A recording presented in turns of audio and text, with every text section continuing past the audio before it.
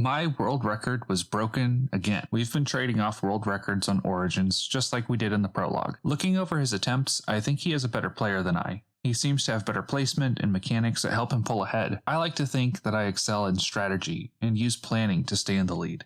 This got me thinking, could I plot to take the world record once and for all with an exploit? I'll chronicle my strategy and attempts. Make sure to watch to the end because these strategies helped me accomplish something I'd only ever dreamed of. First off, let me explain the balanced game mechanic that I will exploit. When both heavy and flash are on a die, what is supposed to happen is that the die is immediately played and then glued to the board, except that's not how it worked with terrain. As shown in a previous video, there was a bug that allowed you to pick up the terrain again and place it down again and again, allowing for infinite damage. This bug was patched out, but I can never let something like that stop me. Now, even though this exploit gives you access to far more damage than you should have, it's not exactly conducive to speedrunning. In order to trigger it, you need terrain dice with flash and the heavy modifier. Now, terrain dice are given out at a surprising frequency for the first floor reward, but that's not enough since you need the flash and heavy early for the exploit to make a difference on your run. And on top of this overpowered cube of Neriton, you need an actual speedrun, which means you need to be able to discard down, get good early relics, and avoid this thing like the plague. To really get the damage out quickly, it's really nice to have some synergy in your relics, like with Unpolished Shards, Bullseye, or Mark of the Chosen One. But confident that I had an advantage far beyond anything DATWUL could muster, I started out by killing this fly. I draw a glass terrain for my first reward, and then go immediately to the blacksmith event. The relic I got was Makeshift Trench, which is a great early draw. I don't get any good rewards on floor 3, just max HP, but I do get to start discarding down for the next floor reward. I put the floor 5 silver upgrade reward on my terrain and an attack, and the following floor gave me the raincoat upgrade. So I had a very survivable early build, which let me roll through a plague doctor and 2 ants and get back to managing my deck down. Floor 8 gave me a hollow upgrade for my attack dice. I actually failed the next event roll. I was hoping to get the flash upgrade battle reward and get on track for the exploit. Floor 10 just gave me silver upgrades, and so I was about halfway to the boss and behind schedule for a solid run. I still had too many dice in my hand, they weren't very upgraded, and my terrain did not have flash or heavy on it. I kinda struggled through the next floor with 2 beetles, but was rewarded by flash. It would actually have been a better speedrun strategy to add this to my attack, but I was here to exploit. I immediately started putting this to good use and got the bittersweet cake relic. At this point, I felt my relics could keep me alive and I just had to focus on attacking. So I upgraded another attack and boost for floor 13, and then added flash to an attack die. The next floor event gave me Prismatic Mango, which was a very nice synergistic add. The Great Collector, he who hates speedrunners, gave me nothing, so the credits of this video will specifically not mention him. The Roach on floor 17 gave me so much trouble, you can watch me here try to do math. I upgraded the terrain. It was so late that it was probably not worth doing, but I was going to bet everything on this exploit. I picked up Forge Hammer on floor 18, and then fought through 1, 2, 3 beetles before picking up that heavy, which I needed for the exploit. Would this even count as using the exploit since I only got to use it on the boss? I was really hoping for something dramatic through the last half of the floors that would really cement this run as a legend. I was a bit distracted going in and started spamming down some terrain. On his best day, the Scorpion is no match for a skilled speedrunner, and with an exploit in hand, I quickly took him down and was met with the respectable time of 8 minutes and 11 seconds. I know this is a great time, but it was far from the world-ending exploit I hoped for. I think this is a good time to mention the amount of time and RNG this takes. Earlier, for every world record or personal best that I would post, there would be easily 20 or so attempts in between. However, for something this rare and RNG heavy, I'm making hundreds of attempts between the ones I'm showing. Some are near instant restarts for a missed relic, and some are fairly promising before either not getting the right terrain drops or just dying to risky play. But I jumped right back in and killed that first fly and snatched the initial terrain die. Floor 2 and 3, I discarded down my hand, and on the floor 4 event, I picked up Melting Knife, which is always a wonderful starting relic. I had a pretty strong start here, but I've noticed that floor 5 can be unusually difficult in these speedruns. I have only basic tier dice, and there was a multi-attack grub I had to deal with. I let my health get down pretty low and had to pause a bit to heal back up. When I finally defeated that grub, I upgraded an attack and boost. I decided my terrain would be best left for a passive until we got flash on it. Floor 6 got me the bittersweet cake relic. I was getting some decent survival synergy in my build. The next floor got flash on my terrain die, which was great. But then in the following event, I smashed some land belonging to some random. I put on my froggish charm and tried to talk him down, but he retaliated and smashed a perfectly fine boost die for no good reason. At floor 9, things got interesting. The reward was the heavy property, and I slapped that on my terrain dice, causing tiny fractures in space and time. The exploit had been weaponized. I boosted up a spot and then got access to far more damage than I should have. Floor reward was silver upgrades. I still had too many dice in my hand, but oh, we had a run. Over the course of the rest of the floors, I threw out my glass boost, making my way to the boss at a good pace. I went ahead and boosted some terrain and started putting out some damage, but could not seem to capitalize, and the scorpion killed me.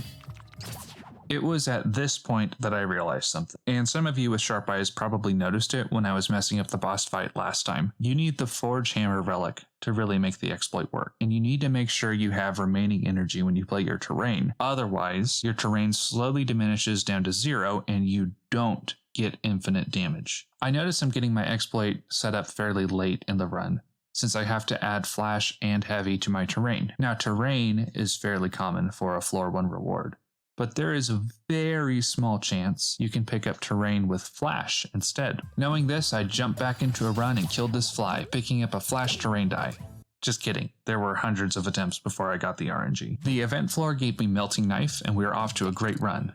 I got to work on the next few floors and discarded out my block and upgraded the terrain, and the floor 6 reward got me Forge Hammer, and the event after that got me Golden Fruit for good measure. Soon after, I put heavy on the terrain die, activating the exploit. I felt like I had the perfect run. I blew through some floors and then discarded the heal to streamline my hand even more. Now I was moving at a good pace and had a lot of health, but I didn't have a good way to replenish, and unlike previous runs, I did not have a really good surviving theme in my relics. There were a couple of tough floors and then a failed event, and suddenly I was low on health. I do want to point out here that I did at this point understand how to achieve the exploit, but there was no way I could defeat the floor here. I realized that aggro play is great, but it would be wise to leave a single block or heal die in this deck. As a very, very wise general once said, infinite damage does not help the dead frog. So I killed this fly. This start is a bit different from earlier attempts. I actually discarded down the first floor reward and got a flash terrain on floor 2. Floor 3 was just a golden fruit, but on the next floors I discarded the remaining block die and then upgraded a boost and attack. The lack of block was thankfully made up for by Raincoat right after. I again injured the grasshopper and for the first time ever decided to try to heal him. He gave me a broken down couch for a pittance of things. Having served its purpose on the grasshopper, I discarded my heal die, refusing to learn a lesson of any kind. It wasn't until floor 11 that I got heavy and the exploit was achieved. There was much rejoicing in the land. The next floor I got the Joker relic. There's an event floor for an arrow trap that makes it seem like the devs expect you to carry around block dice for some reason. Huge sigh of relief that I faced no consequences for my risky behavior. But of course, the game decided it was through helping me and stuck me with primordial fear. I did not make it to the boss, but I was missing Forge anyway and ended up dying. Who could have foreseen that I needed a heal die?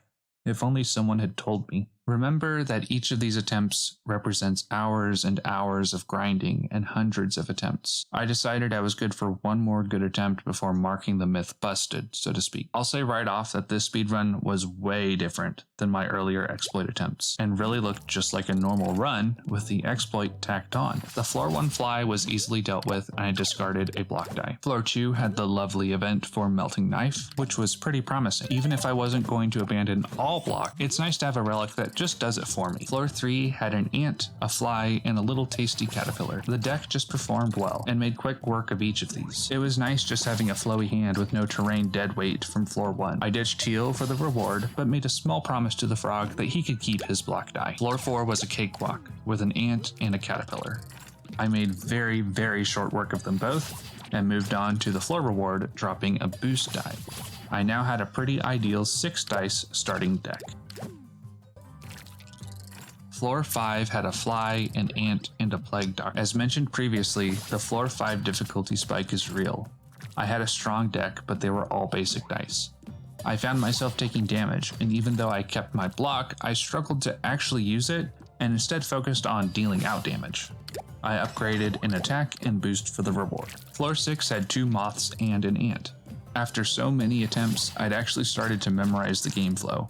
I knew that there would be a relic waiting for me and was really hoping for the necessary forge hammer, or at least something to help keep me alive. I was not disappointed and picked the bittersweet cake relic. Floor 7 had a plague doctor, a shield caterpillar, and a moth. Thankfully, my silver dice rolled decently high, and I got through the floor with a bit of effort. My health was indeed low, and I chronically did not use my block dice. This was pretty late in the run, but on a whim, I decided to try for a new die, and picked up a flash glass terrain die. Floor 8 had a spider archer and a moth, which I quickly killed. For the reward, I just tossed hollow on my silver attack. The grasshopper event came and went, and floor 10 was just a basic fly and mimic. The floor reward was equally bland with some silver upgrades, which were at least good for the terrain. The arrow trap event happened, and it looked like my block helped me pass it for some reason. I guess this is why people carry these things around? Floor 12 opened with a roach, a spider, and a caterpillar. This roach, in particular, was not too bad to deal with, and the upgrade gave me the forge hammer that I needed. Floor 13 was a mimic, plague doctor, and moth. I defeated them one by one, and for the floor upgrade, I got all my dice to silver. Every single one of them. Floor 14 had a spider, ant, and grub that I had to fight. My deck was still decent, and I got through pretty quickly, but took a good amount of damage. This was the moment. For the reward, I put heavy on my flash terrain, and in the distance, a star exploded into a supernova, and the devs shed a single tear. I'll be brief about what followed. I upgraded the terrain to gold, dropped an attack die to thin my deck, I kept the block die, upgraded my hollow attack to gold, and just generally did far more damage than I was ever intended. I absolutely choked on floor 18. I'll let you watch this train wreck as I mistarget the roach, miscount to 9, absolutely freak out, finally kill the plague doctor, have a breakdown, and then randomly roll a 3 that I can use to put us both out of our misery. However, I picked up bullseye and finally had the perfect exploit. I was stressed and feeling the pressure.